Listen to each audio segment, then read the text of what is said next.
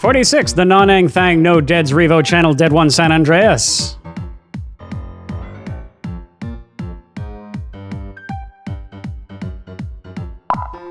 Today I learned Jackie Chan did not voice Jackie Chan in Jackie Chan Adventures. Jackie Chan only appeared on Jackie Chan Adventures as the live-action Jackie Chan. Jackie Chan Adventures Jackie Chan was voiced by Jackie Chan impersonator James Sia.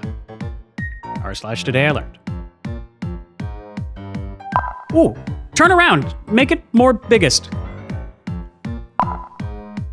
Tree apple root for support apple when wind blow root do not fall over. So, the middle and the left ones are now not an ability to write. Why? Because as you can see, the metal tip makes the mass center to move more to the side of the metal that we can understand the pen when it falls is more likely to hit the metal tip, so why on earth would you make the tip go inside?